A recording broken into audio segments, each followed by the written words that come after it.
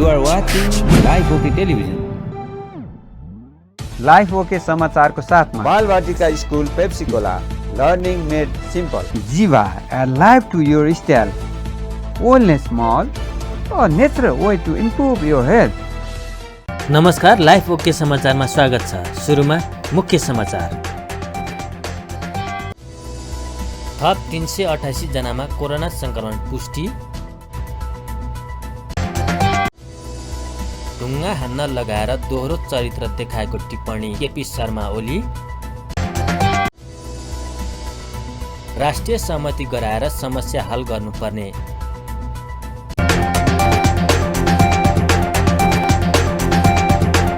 अब समाचार विस्तारमा। नेपालमा थप 388 जनामा कोरोना संक्रमण पुष्टि भएको छ। देशभर गरिएको 5225 पीसीआर परीक्षणका क्रममा 247 जना र 2915 जना एन्टिजेन परीक्षणका क्रममा 141 जनामा कोरोना संक्रमण पुष्टि भएको हो। त्यस्तै कोरोनाका कारण थप 4 जनाको मृत्यु भएको छ। हालसम्म नेपालमा कोरोनाका कारण 11925 जनाको मृत्यु भएको छ। त्यस्तै थप 1205 संक्रमित निको हुँदा हालसम्म नेपालमा 9,52,579 जना निको भएका छन्। हाल नेपालमा 11,282 सक्रिय संक्रमित आइसोलेसन र 107 जना क्वारेन्टाइनमा रहेको मन्त्रालयले जनाएको छ।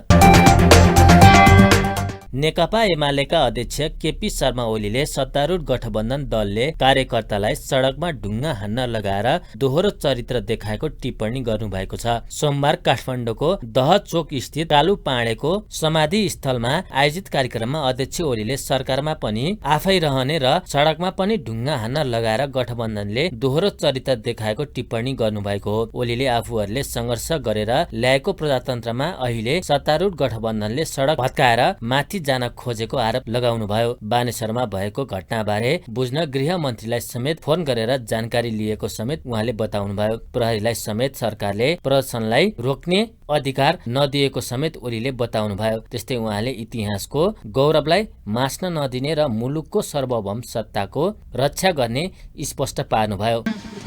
15 जनाले ढुङ्गा हान्छ, 150 पुलिस लुकेर बस्छ, किनभने लाठी चलाउने उसलाई आदेश छैन, टियर ग्यास हान्ने आदेश छैन, केही गर्ने पनि आदेश छैन। फोरा फ्याँक्ने, पानीको फोरा जान्छ, त्यहाँ ट्याङ्की जान्छ, त्यो ट्याङ्कर त्यो ढुङ्गा हान्न थालेपछि ब्याग गियर लगाएर पछि सर्दै भाग्छ। त्यो हान्न सक्दैन, किनभने कोही घाइते भयो भने त्यो ट्याङ्कर चलाउनेको जागिर जान्छ। पुलिसहरू घाइते भएका छन्। मैले आज बिहान गृहमन्त्रीजीलाई भने, तपाईँ पुलिस सडकमा किन पठाउनुहुन्छ? सत्ताधारी गुटले, शासकहरूले नै, सरकारवालाहरूले नै सडकमा ढुङ्गा हान्न मान्छे पठाएका छन्। यहाँ कत्रो मेहनतले, कत्रो लगन साथ, कत्रो आदर सम्मानका साथ बनाएको छ। त्यस्तै गरेर बाटाहरू कत्रो आदर, कत्रो दुःखका साथ, कत्रो मेहनतका साथ, कति खर्चमा बनाइएका छन् बाटाहरू। ती बाटा भत्काएको छ। तपाईँहरूले देख्नुभयो होला बाटा भत्काएको। क्रान्तिकारीहरू, सरकारमा हुने क्रान्तिकारीहरू बाटा बनाउनु पर्ने ठाउँमा बाटाका बजेट काट्ने, निर्माणका बजेट काट्ने, अरूका बजेट काट्ने अनि बाटा भत्काउने, बङ हाने छन्। कोही छैन यो देशमा त्यो नभत्काउन भन्ने। कस्तो सरकार हो त्यो? बाटा भत्काएका छन् ड्याङ ड्याङती, नभत्काउन भन्ने कोही छैन। अनि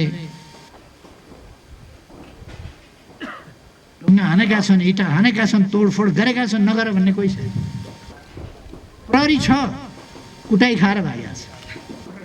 तपाईँहरूले टिभी खोलेर हेर्नुहोस्, कान्तिपुरले दिएका फोटाहरू, यसो लाइभ फोटाहरू हेर्नुभयो भने थाहा पाउनुहुन्छ। 25 जना मान्छेले ढुङ्गा हानेको छ, 150 पुलिस ढाले यसो गरेर पछाडि पछाडि सर्दै भाग्यो। अब लाठी चार्ज गर्ने पनि अधिकार छैन, केही गर्ने, यता खुट्टा भाँचिसक्यो, उता हात भाँचिसक्यो, उता टाउका फुटाइसक्यो, के गर्ने? अनि भाग्नु पर्यो। अनि एक थरीले प्रहरी पठाउँछ सडकमा, केही पनि नगर्नु भन्नु, भत्काइरहने। यहाँ भत्काइराखेको छ, हजुर भत्काउनु देऊ। ढुङ्गा हानिराखेको छ, हजुर हान्न देऊ। मैले गृहमन्त्रीलाई सोधेँ, के आदेश थियो? काँचो ढुङ्गा मात्रै हान्न पाउने आदेश थियो? पकाएको इँटा मात्रै हान्न पाउने आदेश थियो के आदेश थियो? उहाँहरू देशप्रति जिम्मेवार भइराख्नु भएको छैन। सरकारमा बस्ने, तमासा गर्ने, एमसीसी पास गर्ने षड्यन्त्र गर्ने, टेबल गर्ने षड्यन्त्र गर्ने, आएर आफू चुप लागेर बस्ने मूर्ति चाहिँ अर्को पछाडिकोलाई नारा लगाऊ भन्ने, यताकोलाई उठ भन्ने, यताकोलाई बस भन्ने।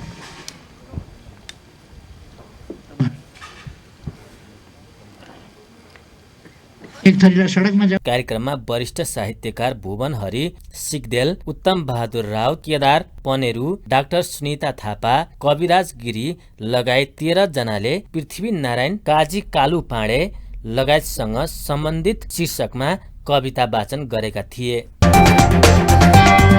उपराष्ट्रपति नन्द बहादुर पुनले मुलुकमा देखिएका समस्याहरू राष्ट्रिय सहमति गराएर समस्या हल गर्नुपर्ने बताउनु भएको छ। अन्तर्राष्ट्रिय मातृभाषा दिवस 2022 का उपलक्ष्यमा नेपाल प्रज्ञा प्रतिष्ठानले सोमबार काठमाडौँमा आयोजना गरेको कार्यक्रममा उहाँले देशमा हाल उत्पन्न भइरहेका केही विवादका विषयमा सबैको राष्ट्रिय सहमति गराएर समस्या हल गर्नुपर्नेमा समेत जोड दिनुभयो। समयमा नै निर्वाचन सम्पन्न गर्दै विभिन्न समयमा प्राप्त उपलब्धिहरूलाई संस्थागत गर्नुपर्ने धारणा राख्नुभयो। त्यस्तै उहाँले ऐतिहासिक कार्यलेखन भाषा मार्फत नै हुने भएकाले भाषाको विकास नभए देशको विकास नहुने बताउनुभयो। देशमा बोलिने सबै खाले भाषाहरूलाई नेपाली, अङ्ग्रेजी र अन्य भाषामा रूपान्तरण गर्न सकिन्छ। मेरो आग्रह छ यसमा ढिलाइ नगरौँ र यसको पहल राज्यले नै गर्नुपर्दछ। यसबाट भाषाको संरक्षण हुनुको साथै अन्य भाषिक समुदायहरूसँग संवादमा पनि सहजता आउँदछ र नेपालमा आउने पर्यटकहरूलाई पनि संवादका लागि सहज हुन जानेछ। महिला तथा सबजनविहीन सरकारले स्थानीय तहको निर्वाचन घोषणा गरिसकेको छ। सार्वभौम संविधान सभाबाट नयाँ संविधान जारी भएपछि दोस्रो पटक स्थानीय तहको निर्वाचन हुँदैछ। संविधान बमोजिम आगामी वर्ष प्रदेश र सङ्घको निर्वाचन हुनेछ र अघिल्लो निर्वाचनबाट निर्वाचित स्थानीय सरकारले के कामहरू गरे, प्रदेश सरकारले के कामहरू गरे, यो समीक्षाको विषय जरुर होला। र एउटा सत्य कुरा के हो भने अब हाम्रो सङ्घीय शासन व्यवस्था संस्थागत भएको छ। अब हुने निर्वाचनले यसलाई अझै बलियो बनाउनेछ। स्थानीय तहको निर्वाचनमा राष्ट्रिय सहमति नै देखिन्छ।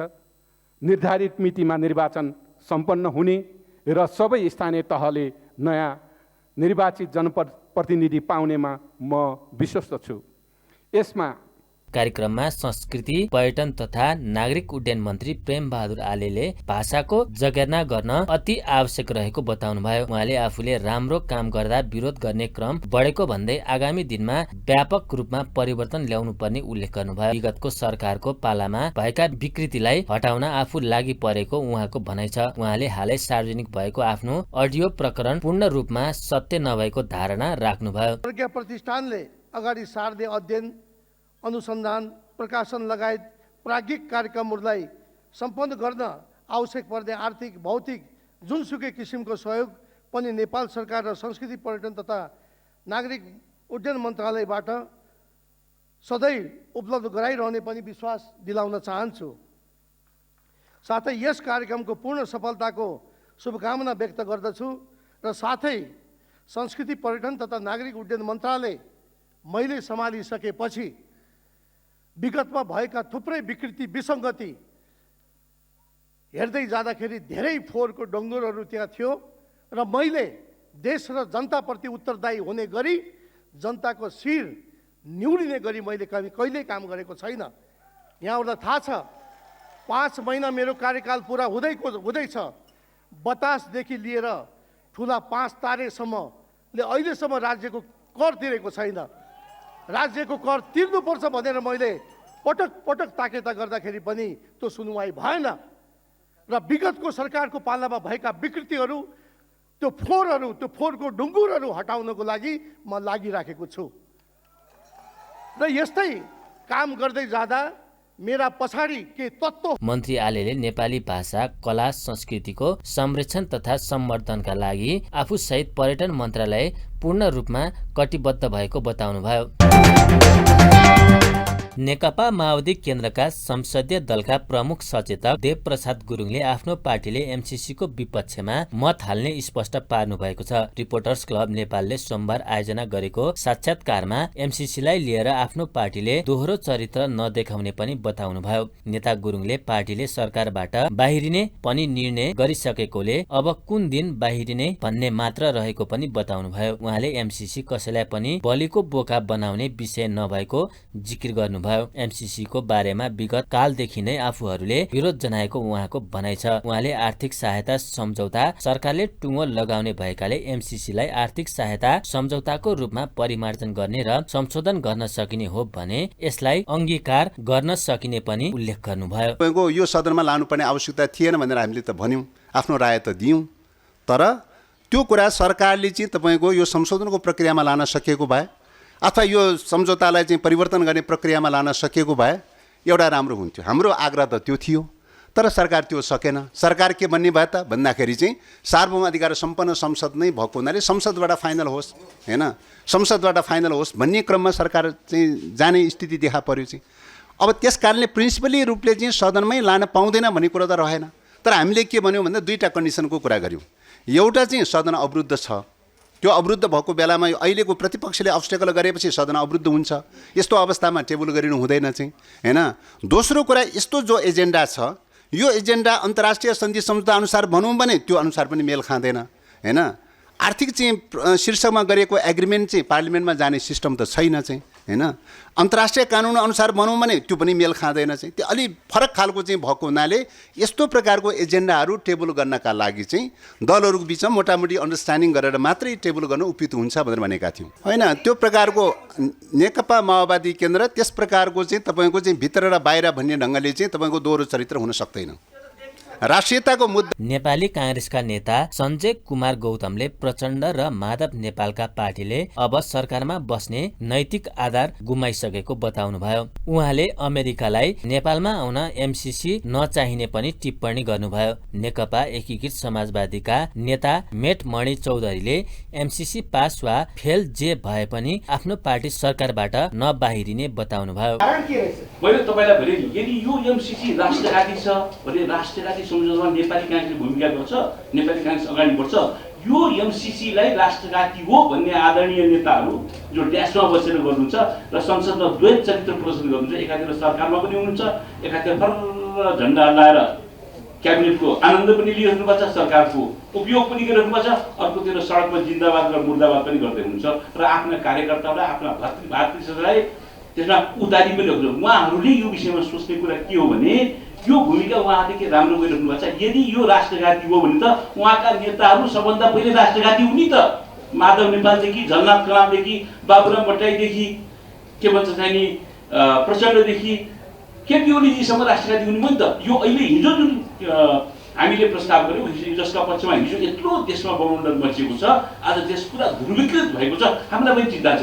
आम जनताका बिचमा एमसीसीलाई जसरी हामीले लिएर गयौँ, यहाँका पोलिटिकल पार्टीले लिएर गए, त्यो कुराले कस्तो खालले परिस्थिति सिर्जना भएको छ। आज हाम्रो समाज विभक्त भएको छ, आम जनताहरूमा एकदम मत विभाजन भएको छ। यसले लामो दूरीमा नेपाललाई कस्तो हालतमा लैजान्छ हामी पनि चिन्ता गरेका छौँ। तर यो किसिमले कमसेकम पोलिटिकल पार्टिजहरूले, राजनीतिक दलहरूले, एक नेकपा एमाले जस्तो राजनीतिक दलले स्पष्ट बोल्नु पर्यो।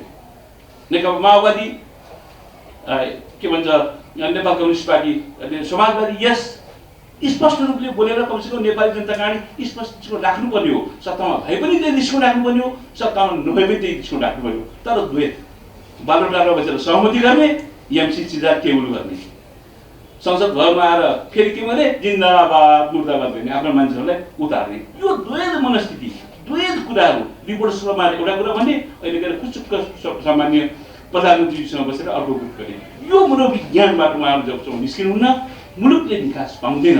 र अर्को कुरा, अब जहाँसम्म एकीकृत समाजवादी पार्टीले के गर्छ, यहाँलाई थाहा छ, हामीले अस्ति मात्रै हिजो मात्रै हाम्रो मिटिङ बसेको छ, सचिवालयको स्थायी कमिटीको मिटिङ बसेर एउटा निर्णय गरेका छौँ। यही पोजिसनमा अथवा यस्तै परिस्थितिमा हामी एमसीसी प्रोजेक्टलाई लागू गर्दैनौँ अथवा पास गर्दैनौँ भन्ने कुरा हामीले डिक्लियर जनताले सुन्ने गरी बुझ्ने गरी बताइसकेका छौँ। त्यसैले एमसीसीको पक्षमा लाग्ने कुरा अथवा मतदान गर्ने कुरा कुनै पनि हालतमा हामीले हाम्रो पार्टीको तर्फबाट हुँदैन। र फेरि न्युट्रल बस्ने कुरा अथवा बहिष्कार गर्ने कुरा पनि हुँदैन। उहाँले एमसीसीको सवालमा सांसदहरूलाई व्हिप लगाउन नहुने पनि धारणा राख्नुभयो।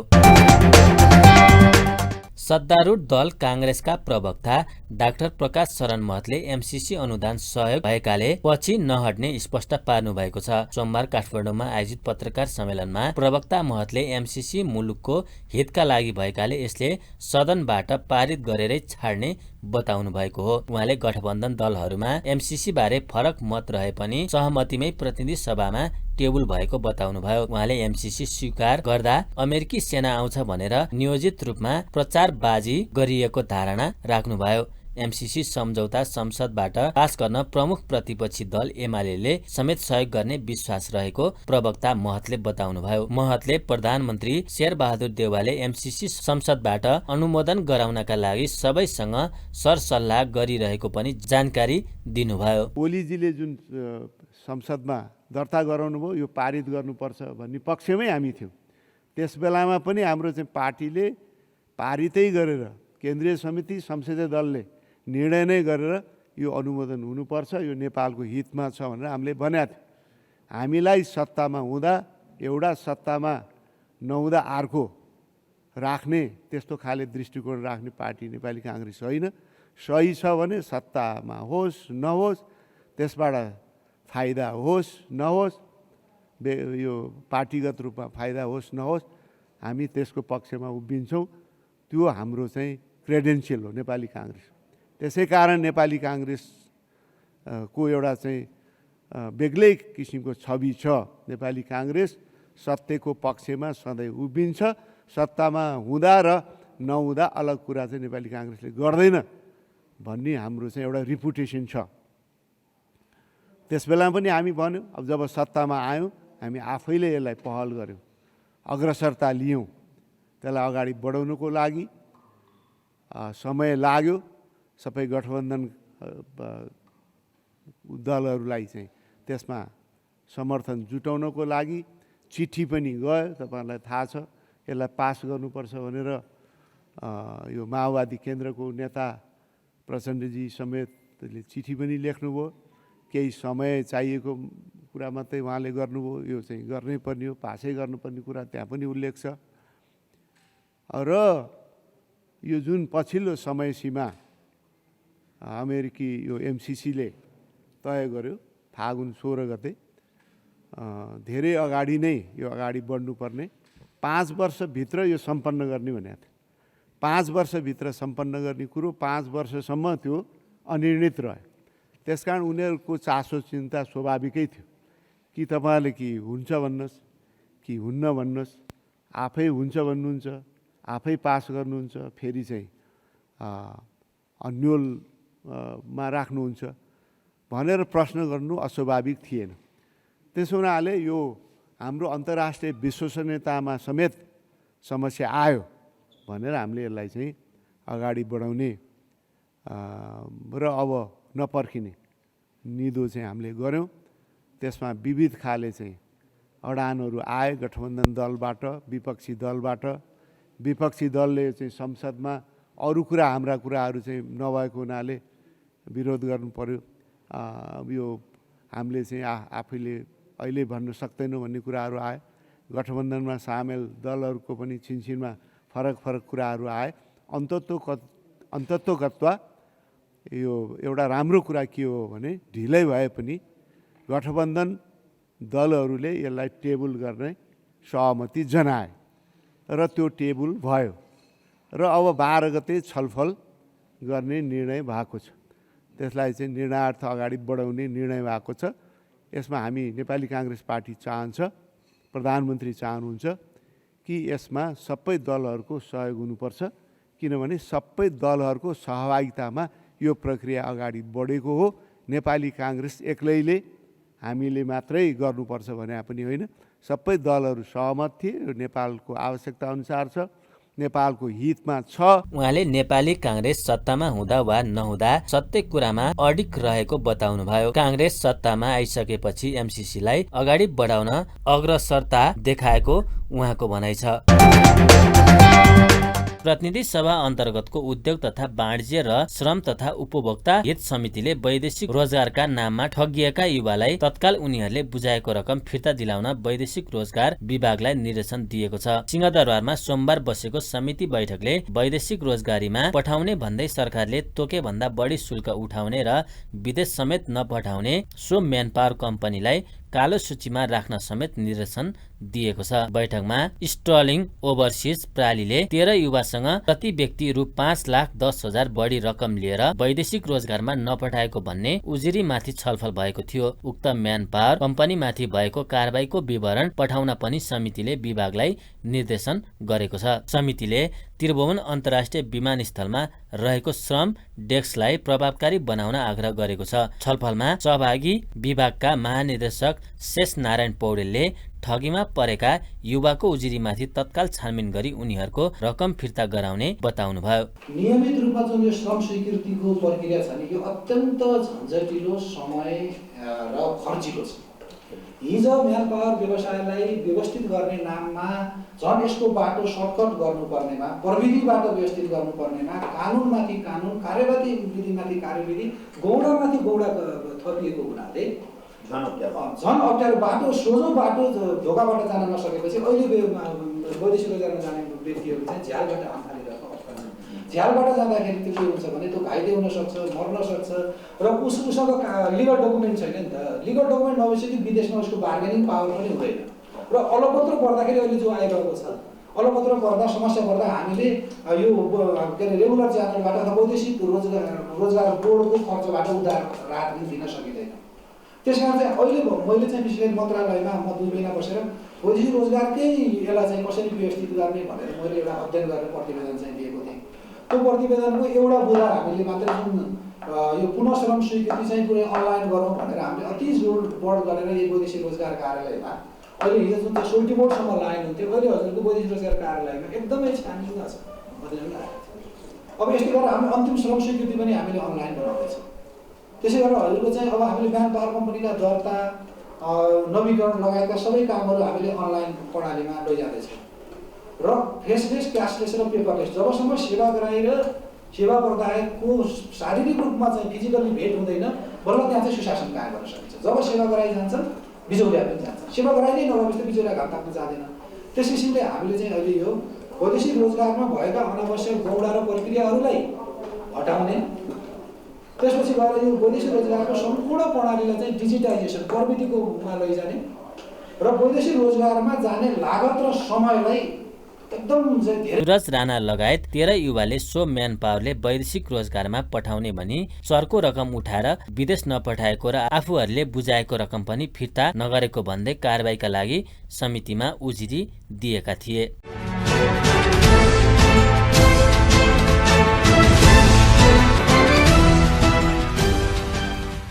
7औं संस्करणको Nepal Pakistan friendship T20 cricket प्रतियोगिता फागुन 18 गतेबाट काठमाडौँमा सुरु हुने भएको छ। आयोजक नेपाल स्थित पाकिस्तान दूतावासले सोमबार पत्रकार सम्मेलन गरी प्रतियोगिता फागुन 18 देखि 26 गतेसम्म सञ्चालन हुने जानकारी दिएको हो। लिग कम नकआउटका आधारमा खेलाइने प्रतियोगितामा 12 टिमको सहभागिता रहनेछ। सहभागी 12 टिमलाई 4 समूहमा विभाजन गरिएको दूतावासले जनाएको छ। 4 समूहमा विभिन्न क्रिकेट क्लब तथा एकाडेमीको सहभागिता रहने बताइएको छ। 4 औटै समूहका विजेताहरूलाई सेमी फाइनल प्रवेश गर्नेछन्। पत्रकार सम्मेलनमा नेपालका लागि पाकिस्तानी राजदूत सैयद हैदर शाहले क्रिकेटमा युवाहरूको आकर्षण बढाउनका लागि र खेल प्रतिको भावना बढाउनका लागि प्रतियोगिता आयोजना गरिएको बताउनुभयो। Collaboration with our Nepalese friends and cricket associations to encourage the youth to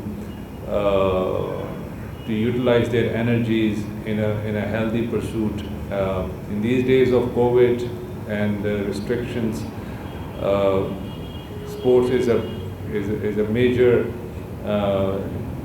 त्यस्तै नेपाल क्रिकेट टिमका पूर्व कप्तान तथा क्रिकेट एक्सिलेन्स सेन्टरका संस्थापक पारस खड्काले नेपालको क्रिकेटमा पाकिस्तानले गरेको सहयोगको चर्चा गर्नुभयो। Being a common factor between Pakistan and Nepal, I believe there is a lot of cricketing talent in this country that requires exposure, that will require a lot of nurturing, and events like this is really going to help and promote cricket at grassroots level, which is I would say, the biggest need of the hour.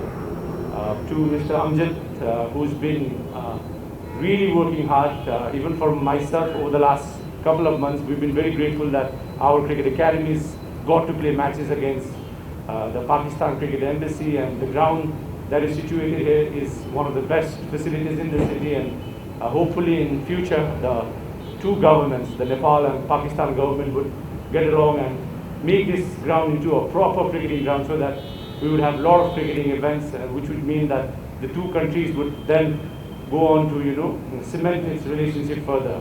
Once again, thank you for inviting me, and I am very keenly looking forward to see new exciting talents. Come March the 2nd, I will be at the cricket grounds to witness new cricketing talents, and my best wishes are to all the captains here. I wish you guys all the very best. You guys are ambassadors not only for your team, but you're ambassadors for Nepal cricket, and I hope you guys will live up to the expectations. प्रतियोगिताको उद्घाटन खेलमा Pakistan दूतावासले SK cricket club विरुद्ध खेल्नेछ भने प्रतियोगिताका खेलहरू हुम्बाराई स्थित Pakistani दूतावासको cricket मैदानमा हुने दूतावासले जनाएको छ।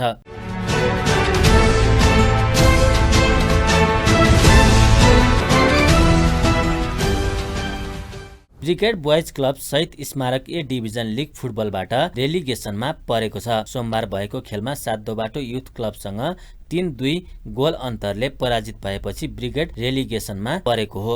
ब्रिगेड यस सिजन रेलिगेसनमा पर्ने दोस्रो टोली हो।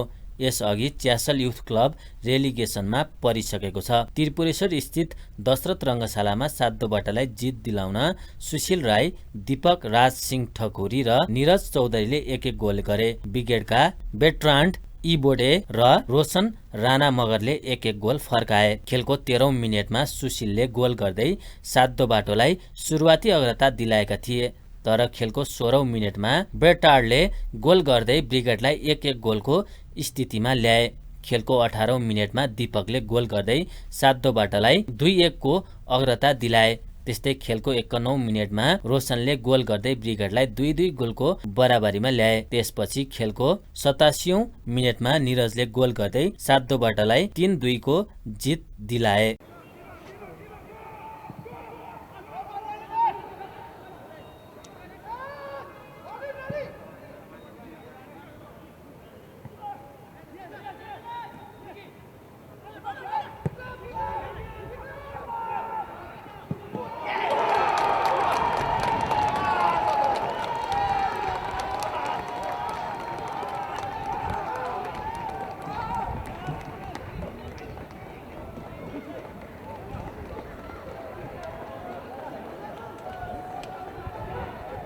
सातदोबाटो युथ क्लबको तर्फबाट गोल भएको छ।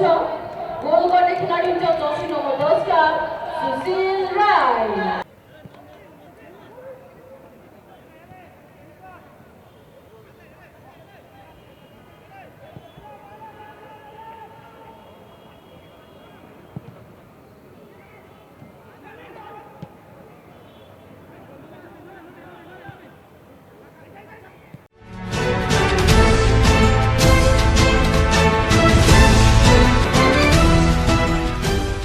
नेप्से परिसूचक 25.41 अङ्क बढेर 2718.51 बिन्दुमा पुगेको छ। पछिल्ला कारोबार दिनदेखि नै नेप्सेले 2700 बिन्दुमा बेस बनाउन खोजेको देखिन्छ। नेप्सेले 2700 बिन्दुलाई बेस बनाउन यस दिन बैंकिङ सूचकले साथ दिएको छ। नेप्से बढे पनि यस दिन कारोबार रकम भने अघिल्लो दिनको तुलनामा घटेको छ।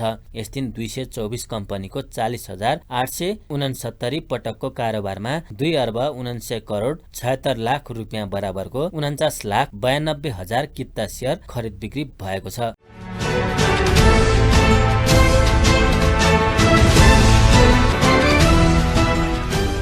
लगातार 3 दिन बढेको सुनको भाव सस्तिएको छ। सुन तोलामा 400 रुपियाँले गिरावट भएको हो। नेपाल सुनचाँदी व्यवसायी महासंघ अनुसार छापला सुन प्रति तोला 98,200 रुपियाँमा झरेको छ। यस दिन तेजाबी सुन प्रति तोला 95,700 रुपियाँमा कारोबार भइरहेको महासंघले जनाएको छ। चाँदीको मूल्य पनि घटेको छ। यस दिन चाँदी तोलामा 5 रुपियाँले ओह्रालो लागेर प्रति तोला 1,300 रुपियाँमा खरिद बिक्री हुँदैछ। अन्त्यमा प्रमुख समाचार फेरि एकपटक। थप 388 जनामा कोरोना संक्रमण पुष्टि। ढुङ्गा हान्न लगाएर दोहोरो चरित्र देखाएको टिप्पणी केपी शर्मा ओली। राष्ट्रिय सहमति गराएर समस्या हल गर्नुपर्ने। हस्त अहिलेका लागि लाइफ ओके समाचार यति नै। हेर्दै गर्नुहोला लाइफ ओके टेलिभिजन। नमस्कार।